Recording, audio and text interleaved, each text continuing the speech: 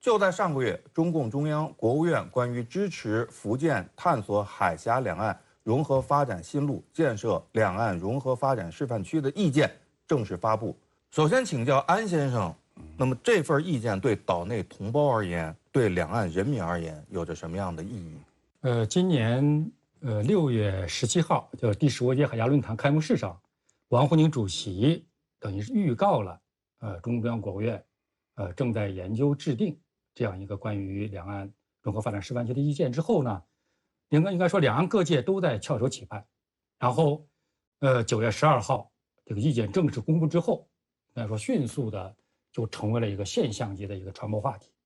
这个意见的意义主要体现在3个方面。第一个呢，就是把融合发展提高到了一个国家战略的这样一个高度。第二一个意义呢，就是发挥了福建的独特优势和它的这个试验示范作用。第三一条呢，我就觉得主要也是展现了我们追求和平统一的这样一个善意和诚意。因为当前应该说中美关系和台海局势总体的态势极不乐观。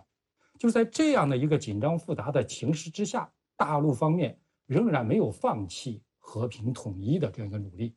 仍然在推进和平发展、融合发展，然后希望为未来两岸的统一和这个社会治理能够探索一个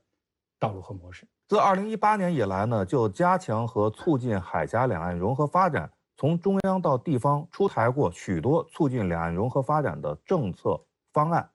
像我们之前在节目当中曾经谈到过的惠台31条等等，跟此前相比，这次发布的意见又有什么不同吗？安先生，谈到这个话题啊，非常巧的是，也非常荣幸的是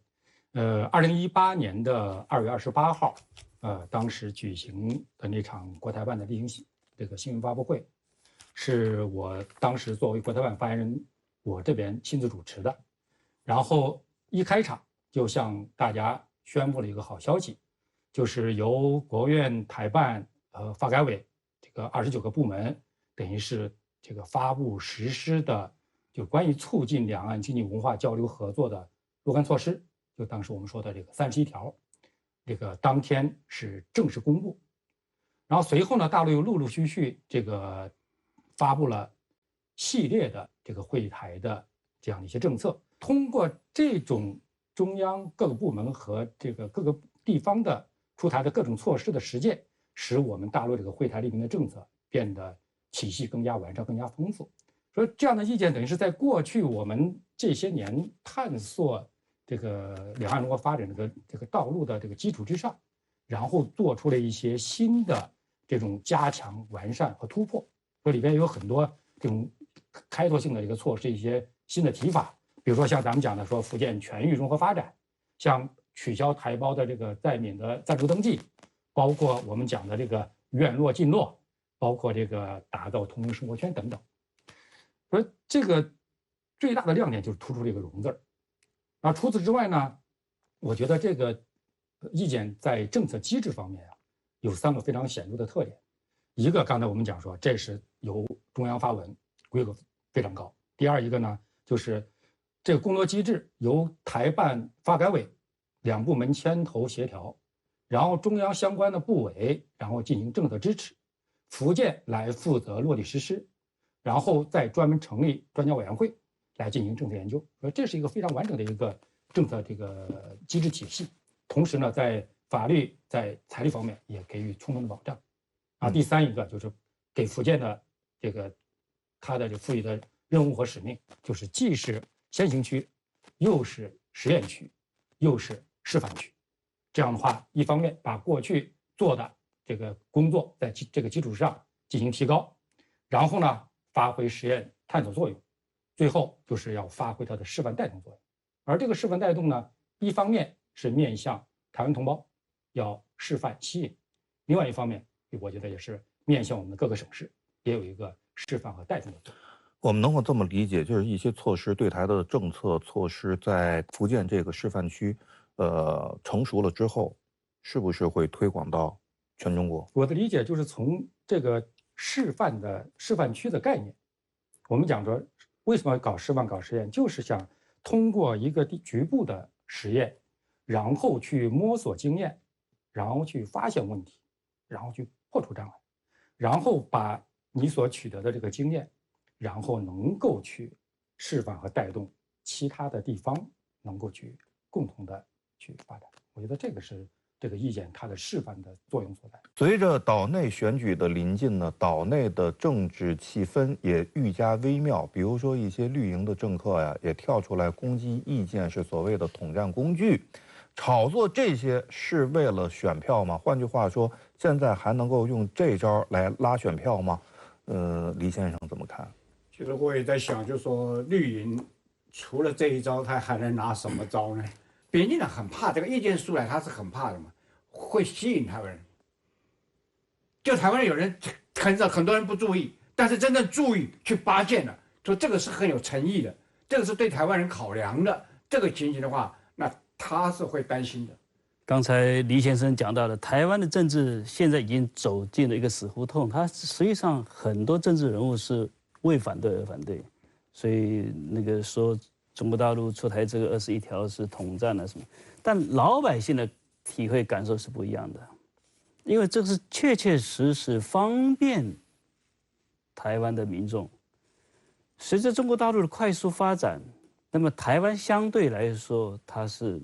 走下坡路的。所以很多人是热切期盼来参与这个中华民族伟大复兴的进程，那么从中也得到自己的提升，也那个展现出自己的价值。那么我自己在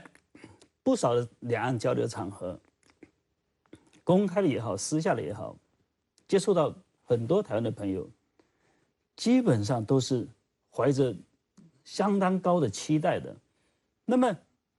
这21条出来以后，我又参加了两岸的线上的研讨会，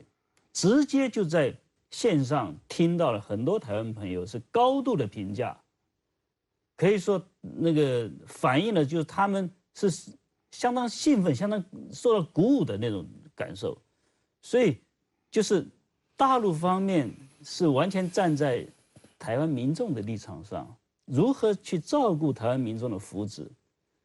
出台的单方面的惠台的政策措施，所以在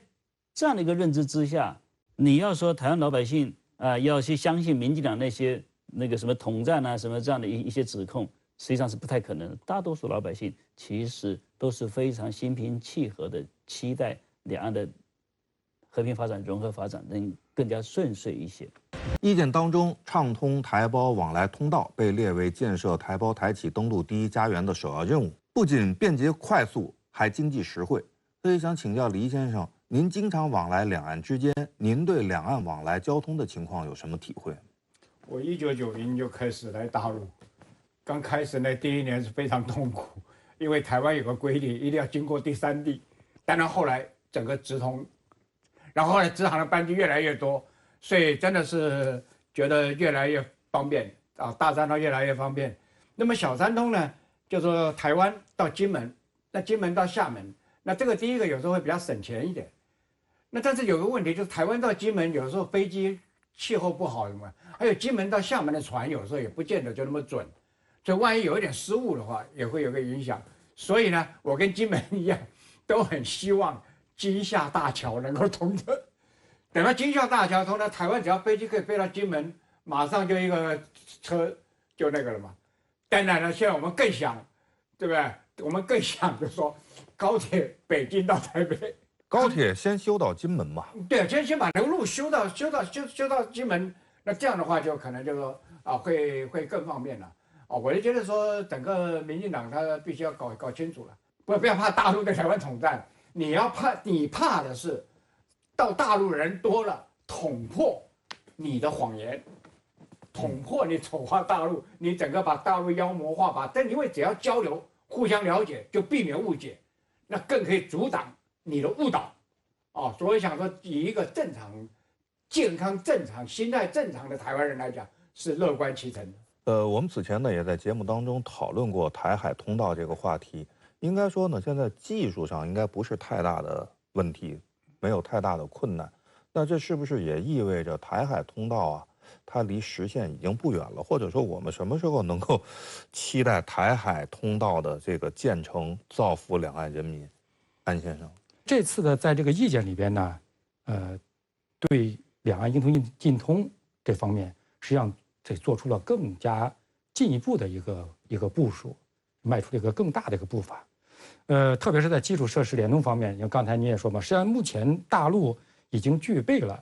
去建造这种连接闽海两地高速通道的这样一个能力。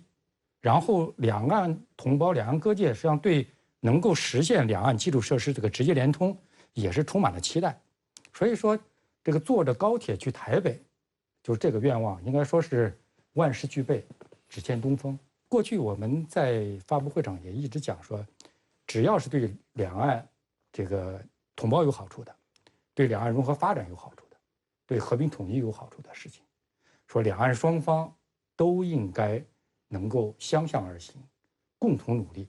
这样的话，能够把我们未来这个京台高铁这样的一个美好愿望能够早日实现。我认为说，两岸如果哪一天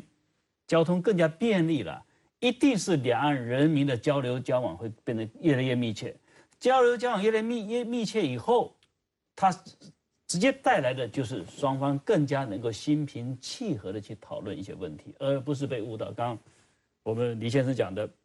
台湾到现在为止还在丑化中国大陆，他怎么可能心平气和？所以这我是非常乐观的，预计未来以后台海通道以后，两岸关系的和平发展、融合发展，一定会取得更进一步的长足的进步。台湾人的价值也更加有可能在中华民族伟大复兴的进程之中得到更好的体现。说到通啊，也不仅仅是交通的通。那么安先生如何看待两岸之间的这些个通？应该说，两岸目前所实现的这样的这些通，不是一蹴而就的，这里边也是这几十年，这个两岸各界人士，特别是大陆方面是为此是付出了非常大的努力和心血，是从最初那时候咱们说嘛，三通四流，要这个通邮、通商、通航，要推动各领域的交流，到后来实现大三通，然后实现小三通，然后再到现在这个夏金的这个新三通，这个福马的新四通，实际上我们推动这个应通尽通、能融尽融，这里边也能看出大陆这些年来这个不懈的努力，以及我们在推动对台政策上我们这种与时俱进的这样的一些做法。因为这次意见里边，在这个关于闽台应通尽通这个方面，就在这个咱们说，一个是叫经贸合作畅通，一个是基础设施联通，一个是能源资源互通，还有一个是行业标准共通。这4个方面，我们确实是做出了非常明确的一些这个要求和部署。实际上就是我们实现这些通，最终的目的呢，还是实现两岸同胞的心灵的相同和命运的共同。说这样做，实际上就是说，这也是体现了大陆我们说为两岸同胞谋福祉的这样一个善意和诚意。说只要对两岸同胞这个利益福祉有好处的事儿，我们一定会努力去做，而且努力把它做好。我们是想通啊，但是可能就是有人想不通啊，要设置障碍。我们应该如何来克服障碍，找到通的可行路线？刘先生，中国大陆方面其实还是要主动作为、积极作为、创造性的作为。这一次的21条这个意见的提出，实际上就是在这方面的努力。除了政府公权力部门在推动之外，两岸的民间社会其实可以做的事情也非常非常的多。有些事情可以透过两岸的民间社会去通，还有一些呢是要有压力的通。民进党当局如果是你不给他压力，他很多事情他是不作为，他给你拖着。但是只要压力够了，你要各方面的压力配合得当，民进党当局也不得不开。所以这方面我们确实要开动脑筋，想想办法，用各样的方式来促成两岸之间全面的全领域的这种融合发展通起来。要和平，要发展，要交流，要合作，是两岸同胞的共同心声。支持福建探索海峡两岸融合发展新路，建设两岸融合发展示范区，是顺应大势、响应民心之举。安先生，您长期从事对台工作啊，您认为意见扫除了哪些障碍？未来我们在推进意见具体落实的过程当中，还有哪些努力的方向？一方面就是我们从国家战略层面对融合发展给予高度重视，另外一个呢就是完善我们这样一个协同联动的一个工作机制。第三呢就是赋予福建它的这么一个先行先试和示范区的地位。第四，我觉得非常关键的一点就是在目前两岸这样的一个关系形势下，我们以我为主，主动作为，就是把该做的先做起来，把能做的先做起来，把操之在我的部分先做起来。未来呢，我想在具体的这个落地实施过程里边，还会遇到各种挑战。你首先，咱们说从台湾当局方面把这个意见，或是大陆对台搞统战、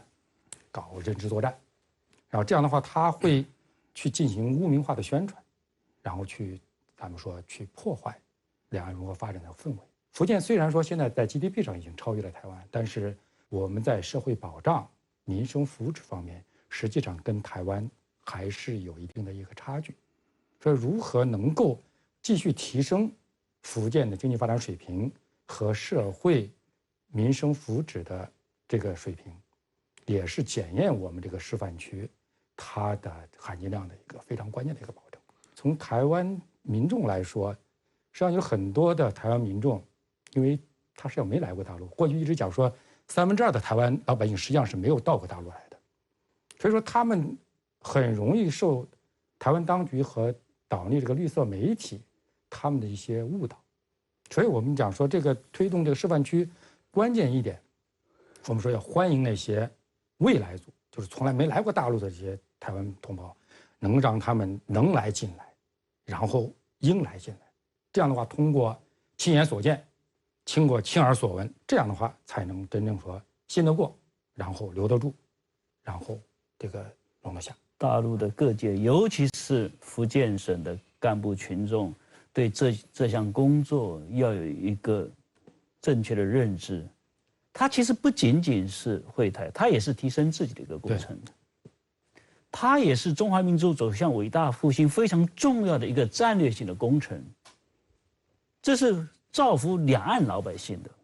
这项工作，它涉及到方方面面，涉及到福建省内部，涉及到福建省跟各个国家部委之间的关系，沟通是非常重要的。要如何吸收更多的台湾同胞去参与这项工作，因为他们是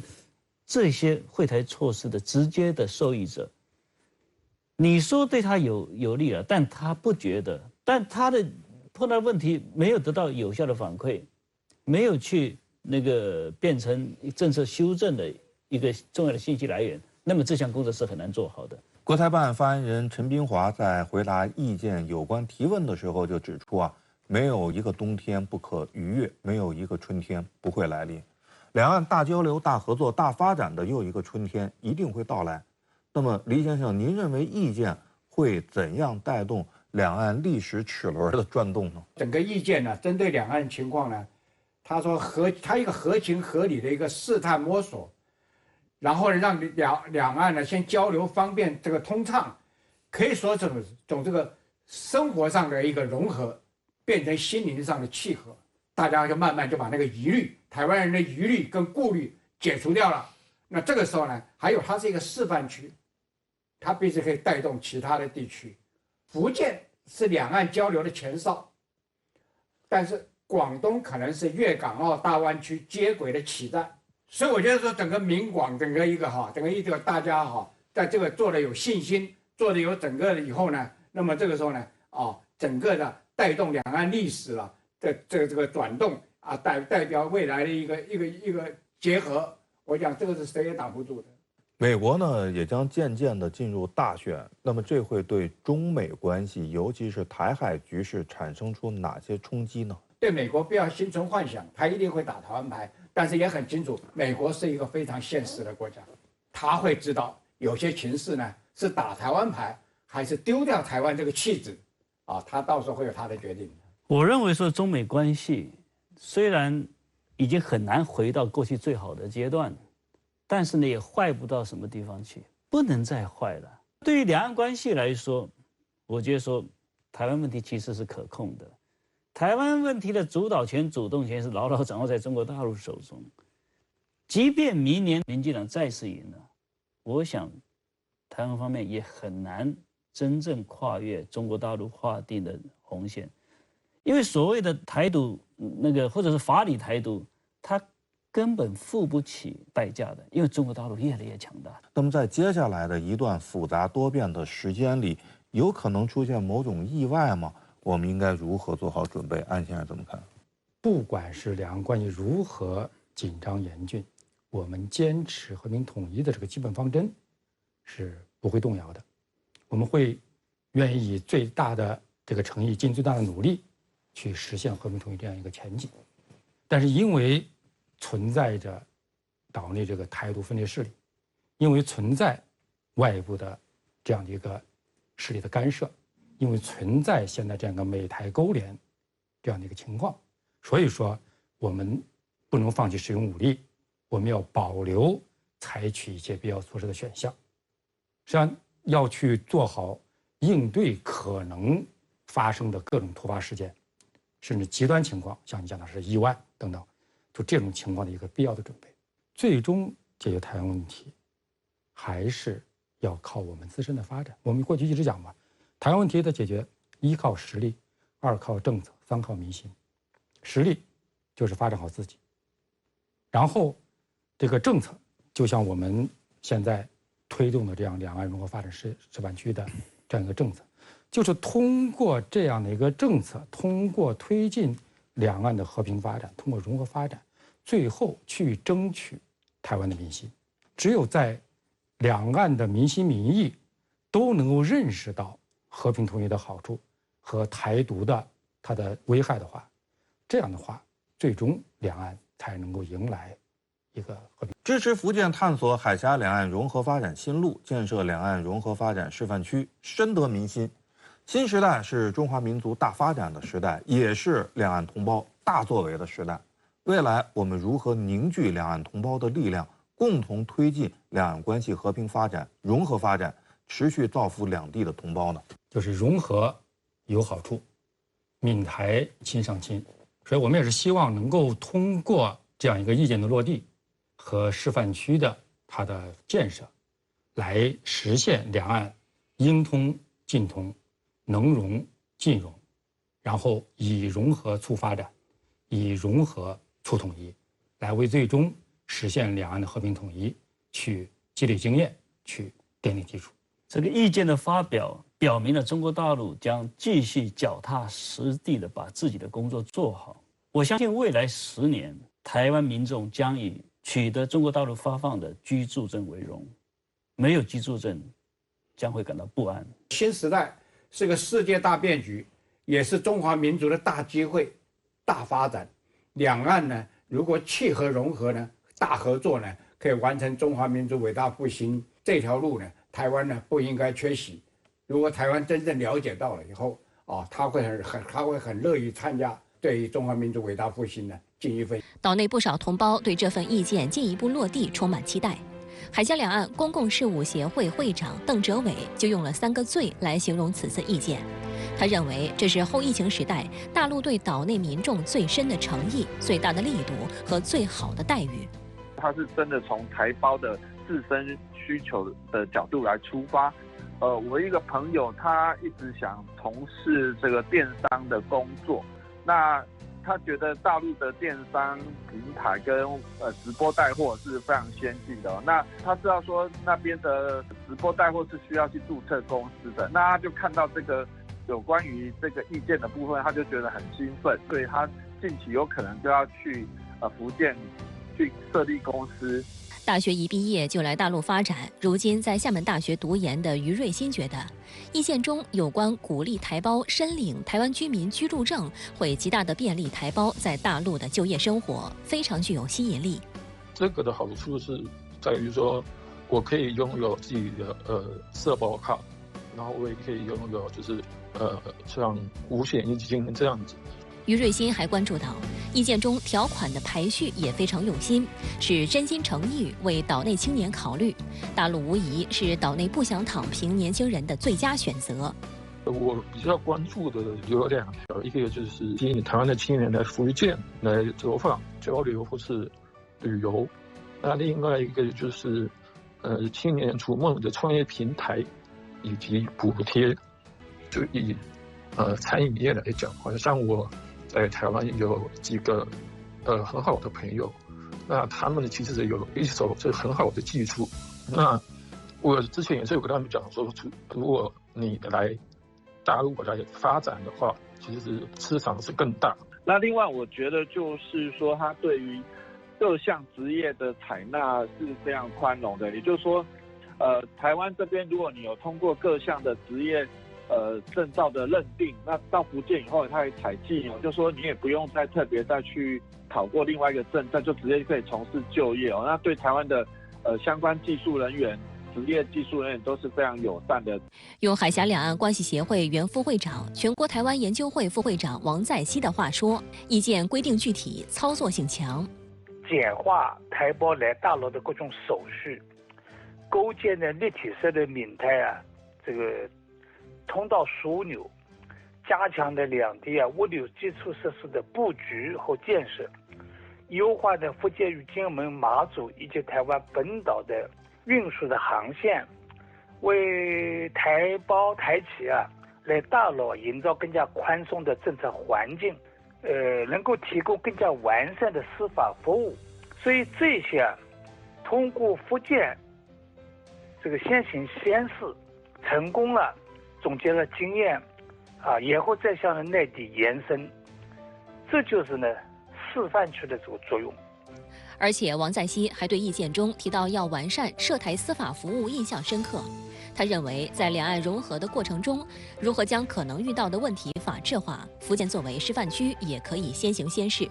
台籍学者、厦门大学“一带一路”研究院特约研究员傅坤成也表示，中央会给予福建地方立法权，就可以让福建主动立法解决需求问题，放开手脚，先行先试。在省的阶层里面建立这个两岸的融合区，它基本上最大的一个举措吧，就是给福建关于两岸关系的一个地方的一个积极立法权。那么这样的一个立法权限一旦下放到福建，福建会变成一个两岸关系的特区。9月16号，台湾联合报刊登题为《跟你想的不一样》的评论文章指出，大陆在2020年、2021年曾推出对台商应对疫情11条措施，农林业领域农林22条的优惠措施。单看此次意见内容，把方法论描述得非常全面。跟之前的惠台措施比较来说，我觉得过去的部分是比较着重在一些个体的产业面或是从采购投资比较散哦。那这次的部分是比较全面性的，也力道上也是比过去的惠台措施更强烈哦。他特别在最后一点说，中央在预算上会投资相关的这些所讲出来的重大项目，给予支持的力度。我觉得这一点蛮重要的，就是说有钱这些项目才可以具体落实。所以我觉得他中央部分提出这个点，就是应该就我的角度说是玩真的，是有钱去执行这些项目。此外，这次意见还彰显了融合发展新意。以这次台媒报道最多、鼓励台湾民众在闽购房置业为例，人们拥有自己的房子就会产生安全感，进而形成社会稳定。更重要的是，住户会对这块土地产生认同感。着眼于认同感，邓哲维也表示，意见支持符合条件的大陆台企申报中华老字号，除了经济意义之外，也是促进两岸的文化认同一个很好的办法。事实上，对于如何建设两岸融合发展示范区，大陆也充分听取了岛内的意见。据媒体报道，今年初，国台办主任宋涛就任之后，第一个公务行程就是前往厦门市考察，会见金门县长陈福海、金门县民意代表陈玉珍以及多位厦门和福建当地的台商，了解真实需求与面临的问题。返回北京后，经过各方探讨，逐渐形成思路，并向中央汇报。随后，今年6月，第15届海峡论坛在厦门举办。全国政协主席王沪宁在向大会致辞时就预告，中共中央、国务院制定了关于支援福建探索海峡两岸融合发展新路、建设两岸融合发展示范区的意见。国民党元老书法家于右任曾在他的《鸡鸣曲》一诗中写道：“福州鸡鸣，鸡笼可听”，形象地点出了福建与台湾隔海相望、易水相连的地理关系。而除了地缘相近，福建与台湾血缘相亲、文缘相承、商缘相连、法缘相循。80%的台胞祖籍地在福建，仅同名同宗村的就有280对，也足以见证着两岸先民的根相同、心相连。而在这种背景下，促进福建全域融合发展，支持厦门与金门加快融合发展，福州与马祖深化融合发展，加快平潭综合实验区开放发展和推进福建其他地区开展融合实践也被写入意见，无疑就是想以点带面，让两岸同胞对于未来互联互通、融合发展有了更美好的畅想。就在那2035年，去看看那外婆澎湖湾，还有那脚印两对半。其实早在2年前，各种版本的2035去台湾、坐上高铁去台北等网络歌曲就风靡全网。如果用高铁、台北为关键词搜索微博话题榜，大陆拟建福州通台北高铁，从北京坐高铁去台北，大陆拟建福州同台高铁引热议等话题都有超100万阅读量。而这次意见点名要适度超前开展交通物流基础设施建设，加大资金等要素保障力度，则是更加实际的为台海通道的建设再添畅想。我们经过估算，大概台海通道的建设，按目前的来管，起码得3000多亿人民币。这样的投资会带动两岸多少就业，带动两岸多少的相关的产业，材料产业、工程机械产业、信息产业等等啊，这个对我们两岸建设这个民众会带来很大的好处。值得注意的是，加快两岸交通基础设施建设不是大陆的一头热。在过去20多年时间里，两岸专家学者及工程界人士就多次围坐在一起，就通道设计、建设、管理等各个领域展开交流。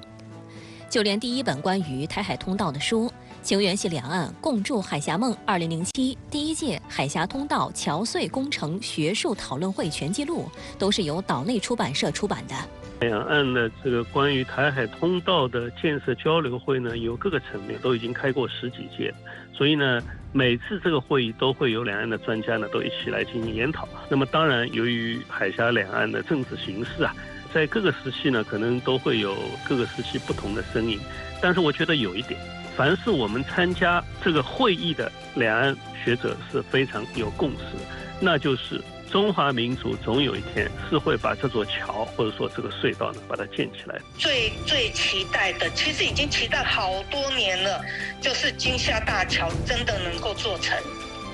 那以后开车就可以直通到厦门。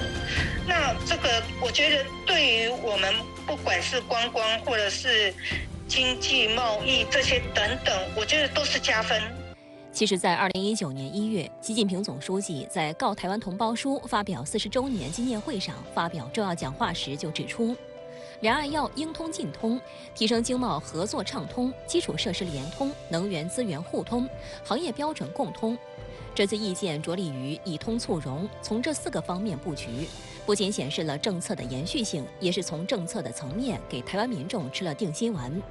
而重点支持厦门与金门、福州与马祖、泉州和漳州与澎湖等地的融合发展，打造同城生活圈，也可以说是基于各种因素考虑画就的成熟两岸融合路线图，因为这些地方具有不可替代的作用。在过去22年，一直往来于厦门、台湾之间的台籍学者，厦门大学“一带一路”研究院的特约研究员傅坤成指出，在福建与台湾不少地方，在两岸关系中还有一个特殊的优势，那就是作为曾经的对峙前线，两地民众都有着共同对于战争的历史记忆，也因此对和平格外珍惜与向往。大家都有过过去内战生活的这种前线生活的痛苦经验，所以福建的人民，包括金门马祖的同胞，都更了解、更能够体会战争的这个残酷。如果两岸之间的这种军事斗争，就是武统的这种格局，越来越逼迫老百姓面对战争的时候，那么台湾有很多人，他就会想到回归台胞祖地福建的这种愿望。所以这个地方这些个物质的或者非物质的这种优势，对于两岸的一个更友好的和平促成统一的这样子的一个信心的建立啊，是更有帮助的。与台湾本岛相比，我觉得金门包括马祖几乎没有什么台独分裂势力，所以应该能利用这次政策的优势。首先大力推动福建与金马的融合发展，然后它可以促进闽台两地的融合发展。这个政策它这个同城生活圈的概念，就是让我感触很多。那我想这个政策推动以后，应该会吸引更多台湾的同胞落户到金门跟马祖啊，因为这样的话又可以享受这个厦门与金门的待遇。那另外我认为金门跟马祖的房价在这个意见的推动下，我想应该还会涨一波。那对于这个当地的居民的这些经济会产生蛮好的一个发展，金门马祖就会变成台湾的很重要的示范地区了。那确实会成为台湾人心之向往的所在之地。由于岛内民进党当局奉行对大陆抹黑的政策，因此如何推动意见的具体落实，也还需要再进一步细化和加大对岛内的宣传力度，要让岛内民众对大陆的善意切实有感。王在熙也指出，在意见的框架下，我们也要让两岸青少年有更多的交流交往，只有这样才能让两岸走近走亲，走好融合发展之路。一定要重点深化闽台两地的这个人文的交流，尤其要鼓励闽台两地的青少年交流交往，因为青少年代表一个社会的未来，他们将来在两岸统一的进程当中，应该说扮演了非常重要的角色。那么在台湾广大的青少年多年来深受台独教科书的毒害和民进党当局长期的误导，所以怎么样是根据这个政策文件，充分的利用福建的地理优势，大力的弘扬中华文化的优秀传统，来促进台湾青少年这个国家的认同和民族的认同。我想这一方面做好了，对实现祖国统一它具有很重大的深远的意义的。岛内网红博主高雄历史哥李义修表示，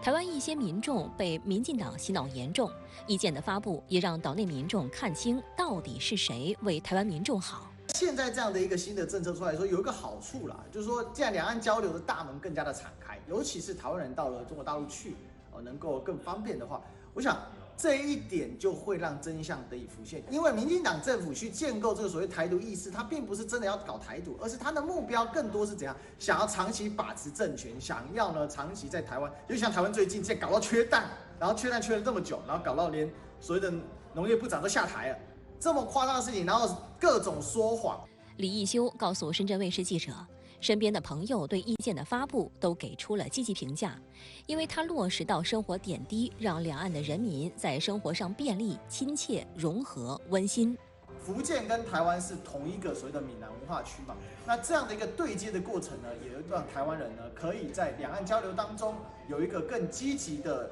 一个诱因，还有一个更积极的一个，我认为称为基地也不错，特别是像厦门，对吧？因此我想这件事情呢，还是有其正向的效益但是依然跟这个民进党在攻击的时候，他还是会把你打成说，哇，你这个是统战，不可接受。若前往中国，后果自行负责他们会有这样的看法。他叫李伟国，2016年离开台北到北京发展，现在是两岸青年创新创业平台华灿工厂的董事长。登陆发展步入第7个年头，李伟国希望台湾青年朋友，尤其没有来过大陆的朋友，一定要来大陆看一看。只有你跨过海峡，才知道世界有多大。他告诉深圳卫视，移动互联网、电商直播、中国航天等每一个巨大的转变，都直接发生在身边。我们不再是旁观者，而是亲历者。就在8月底，他举办了2023致敬青春、逐梦珠海台湾青年体验营特色交流活动，邀请了15名台湾青年亲身感受粤港澳大湾区经济社会发展成就，领略粤港澳大湾区科技创新巨大魅力，让更多台湾青年融入湾区。